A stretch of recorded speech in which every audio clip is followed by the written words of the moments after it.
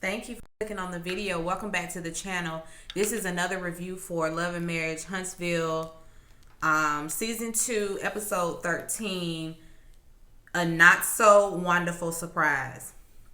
So we open with Martell and his uncle. They are going to a suits shop, men's warehouse, I guess. I don't know. But he's looking for suits because, like I said last time, all of his clothes are too tight. All of them. Too tight, too small. I don't know what Martell giving, but he there with his uncle. He says that this uncle is his mentor. You know, he's the father figure. He stepped up when his biological father stepped down.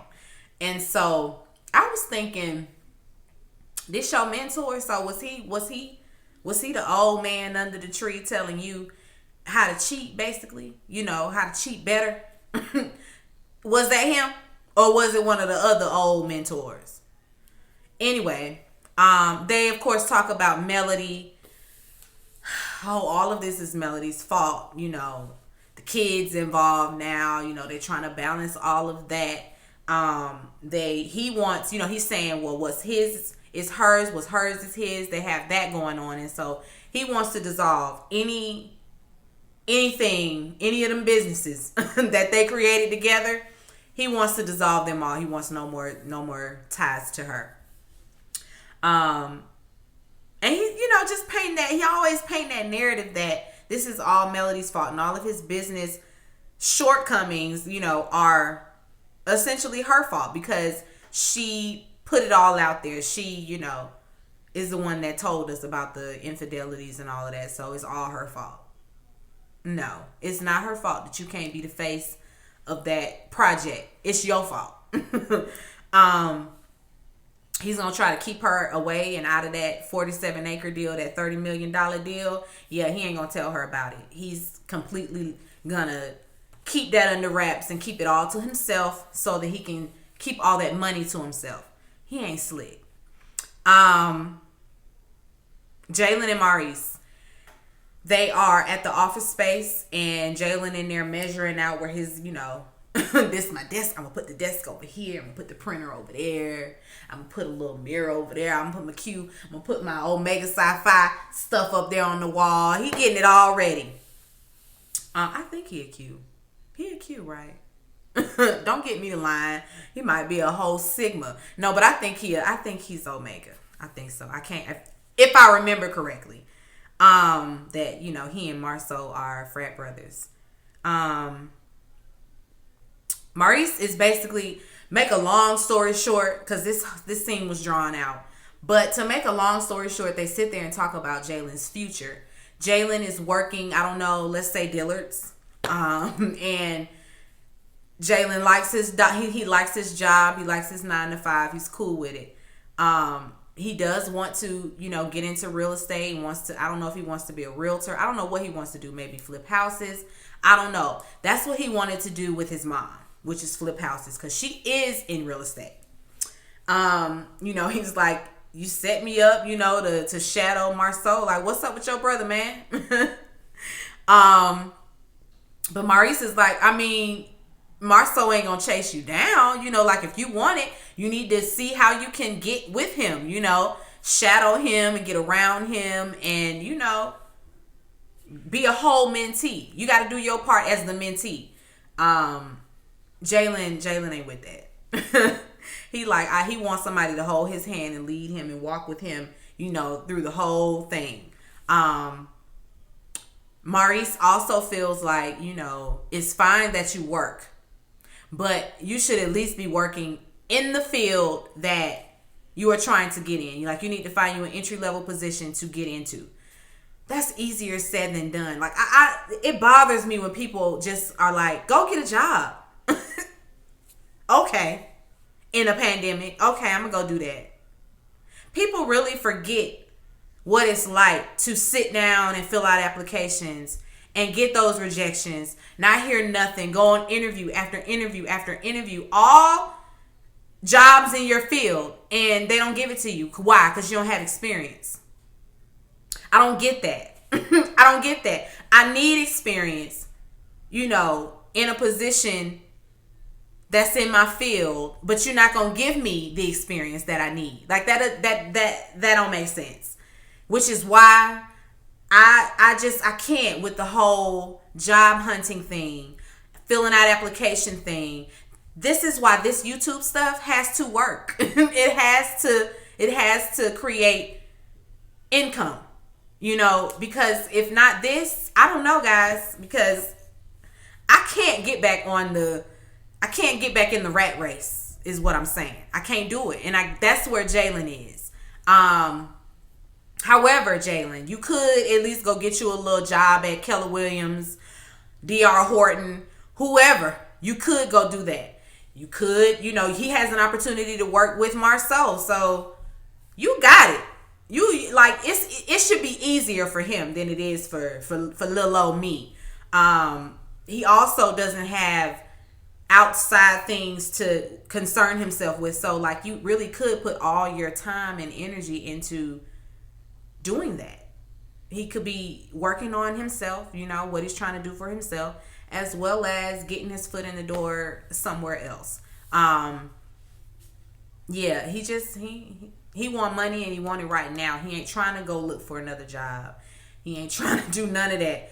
He wants to be able to take care of himself, and that's commendable. That's what his mama is teaching him, to how to be self-sufficient. Because if he doesn't work, if he, everything is handed to him, he won't know.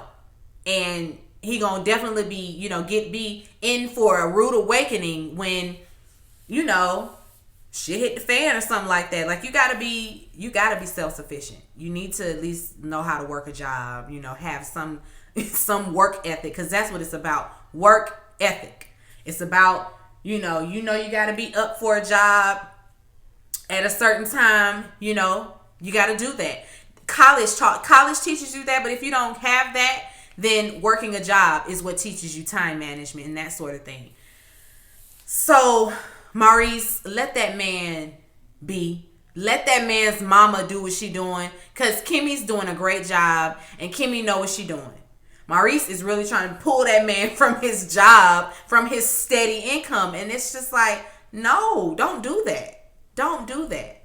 He got it good, though. The boy ain't got no student loans. He don't have no rent to pay. He really got it good. I'm sure all the money he made go right in his pocket. Talking about he's saving up for an apartment. He gonna move out soon. And Maurice is like, see, listen, this is what we talking about. That creates debt. We don't want you to have no debt. So no, you're not moving out. Anyway, Martell and Melody, they are meeting at the office to dissolve all the businesses and all of that sort of thing. Melody comes in very professional. She's like, can I record this conversation? Do you mind if I record the conversation? No? Okay, let's get it started. You start running down stuff. All right, dissolve that. She asked about Embrace, and he's like, oh yeah, you said you was going to give me 15%, but I just want to know how you going to give me 50, and then goes on a whole rant about what he's owed and how he basically, I made you. It was me. I'm the one. I'm the one that created this, that, and the third. I'm the one. It was all me. I should have all your money. I want 50%. Melody just is like, dissolve. I'm dissolving it. You ain't getting shit. I'm dissolving it. That makes him more upset. Now we on another rant about how Melody, basically she's trying to take him for everything he got. And how could you do that? What about the children? He loves throwing them kids in the mix. And he's just mouthing off, putting himself in the victim seat. So now he the victim. And Melody's just sitting there looking at him. Let's talk about the treatment, Martell. Let's talk about the treatment. And he, goes on and on. And I saw her about the crowd, the tears was coming up. And I was thinking, don't do it, girl. Don't do it. Don't you let him see you cry. Don't you do it. She did it. She got upset and she started crying. Because it's yeah, you trusted me, right? You trusted me not to do this to you. You trusted me, right? Keyword, trust. You trusted me. How ironic. And so she ain't trying to hear it.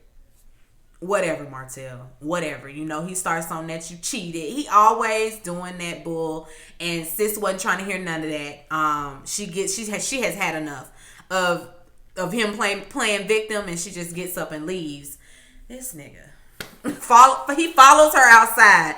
But Melody, we were supposed to talk about Melody. She in her car by now, cranked up and everything, about to back out. Melody, we need to talk about the money that you took out of the joint account and put into your personal account. So he had to throw that in there too. She can't hear you. She in her car up the road, but you had to throw that out there because you know the camera. I mean, you know your mic was still hot. I really can't with Martell, y'all. I just can't. I really can't.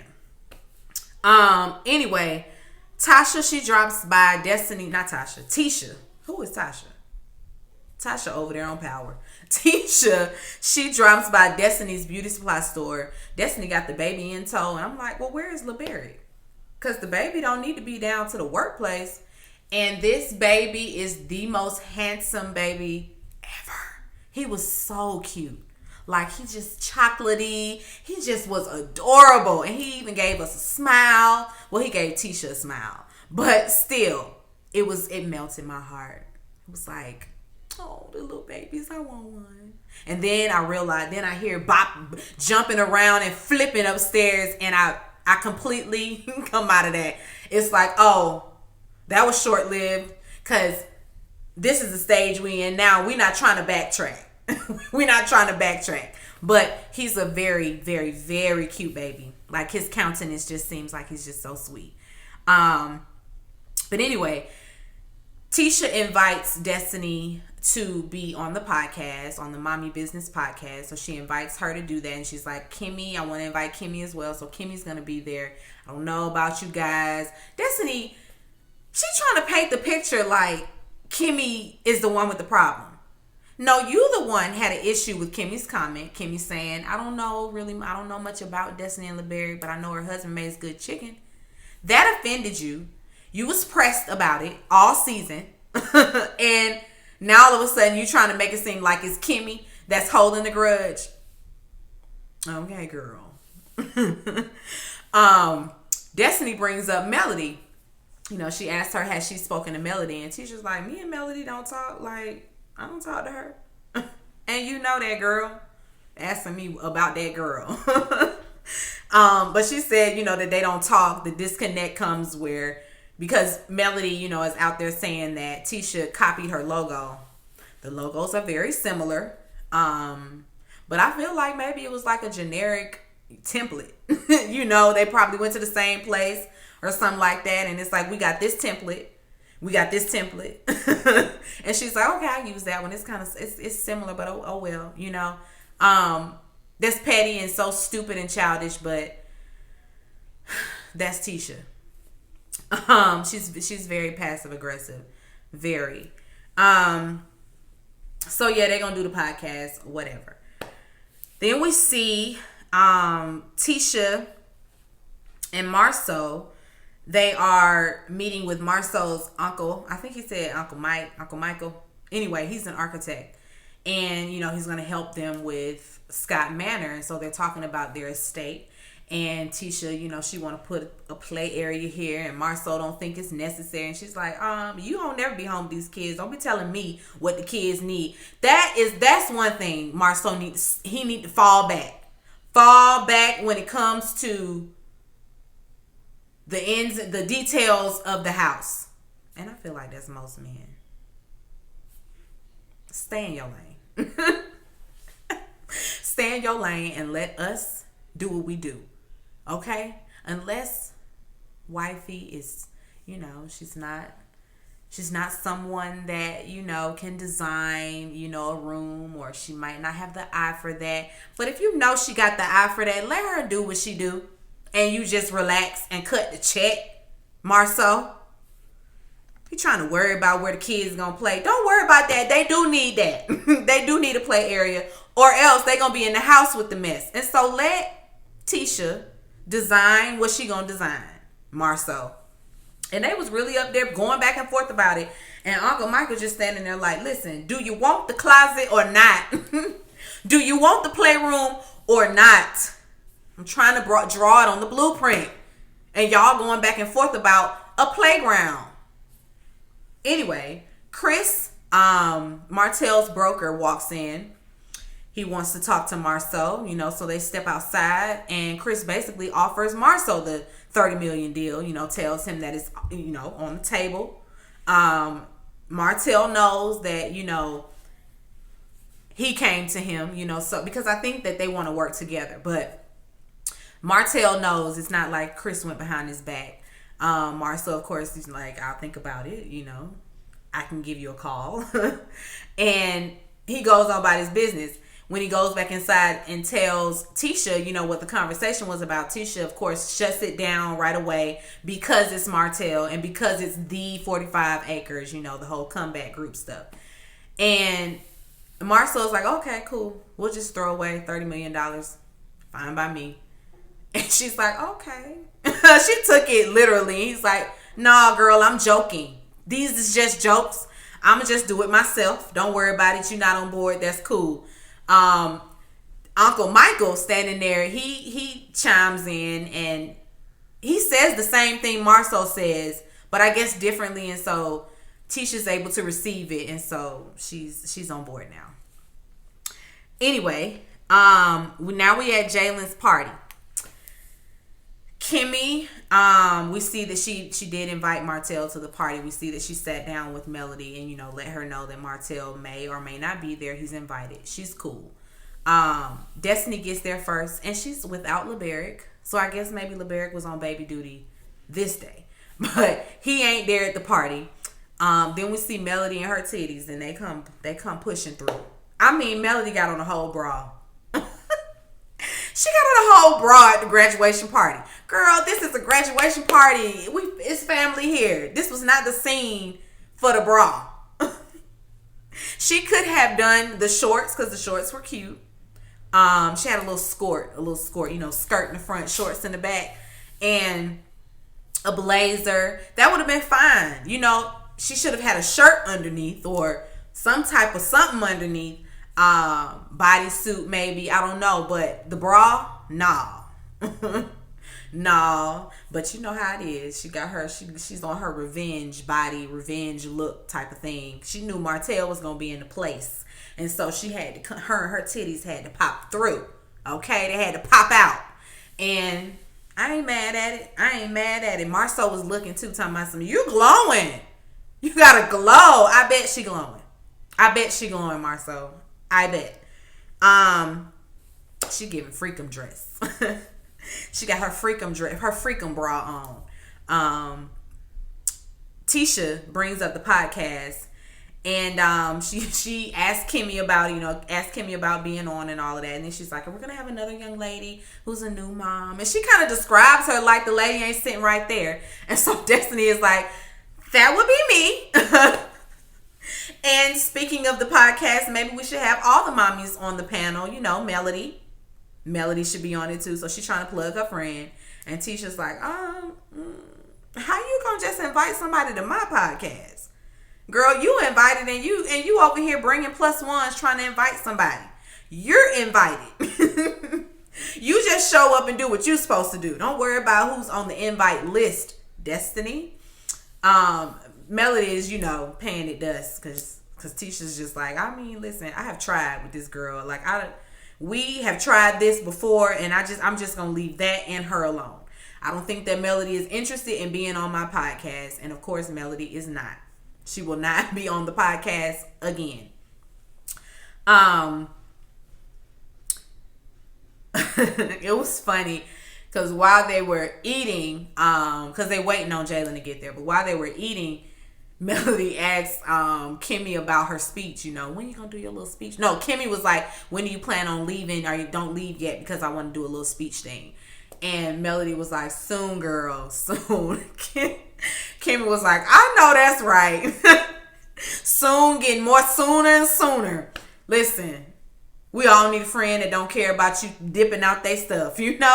Don't take it personal. Kimmie don't care because Kimmie gets it. So, she's about to do her little speech, of course. Because Jaylin arrives, he gets there, whatever, and everybody gets up to hug him. And while they sitting there, Wanda come pushing through. Hey y'all, yeah.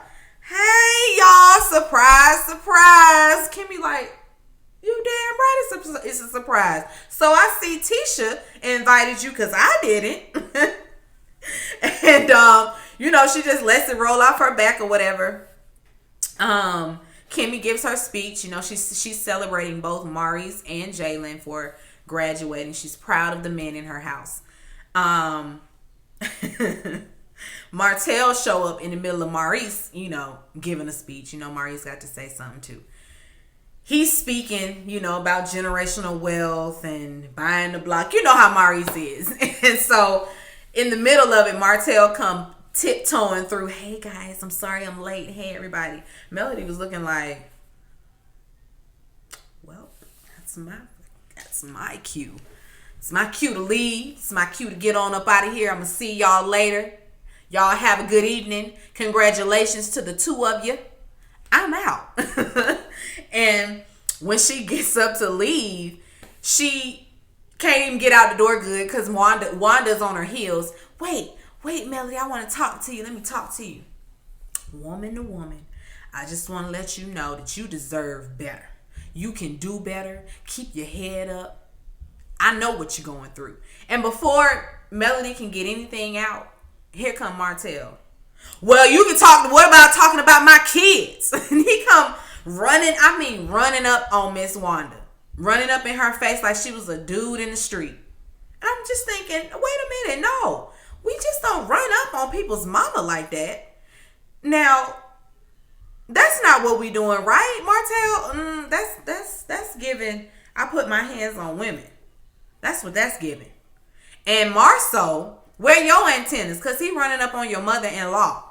They were still in the party, Marceau and Tisha, Kimmie, and Maurice. But Martell, Destiny was out there with them and Wanda because Destiny had to step in and pull Martell away from Wanda, Melody, and Melody because he really was running up. Apparently, Miss Wanda had been on her live running her mouth. And I don't care what she said. I don't care what she said, who she said it about. Martell's reaction to her was unnecessary. Unwarranted. No.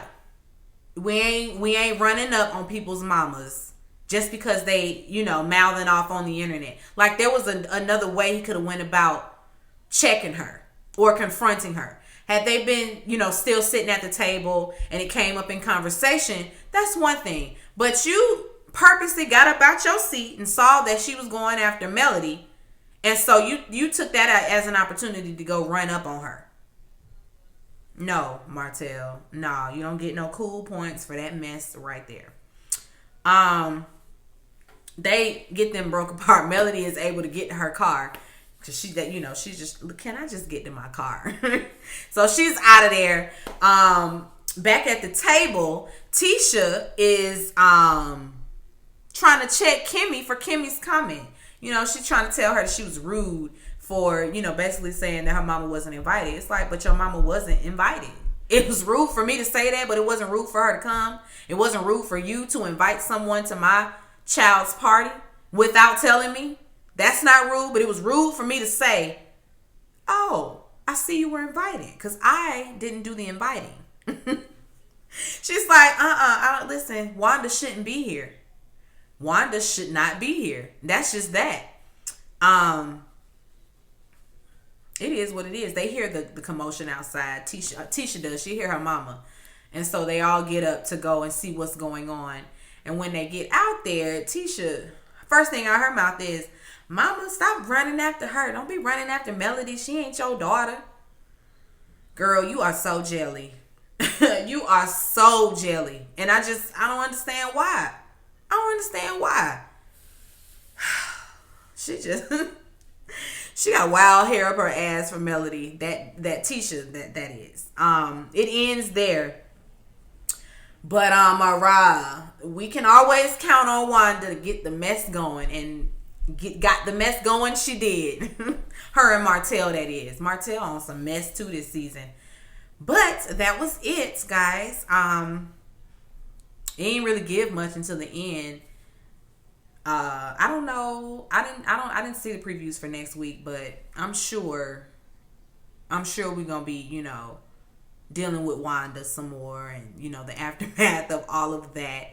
I'm hoping that, because I know Tisha. Oh, I did see it. Tisha's going to confront Kimmie right there, dead smack live on the podcast about some stuff that might have been said, and I don't know about Tisha, because that's passive aggressive. And that's what she does. I feel like she bum rushed Melody the same way on the show, which is why they, had this back and forth in the first place. Because Tisha loves to throw rocks and hide her hands. But we'll see.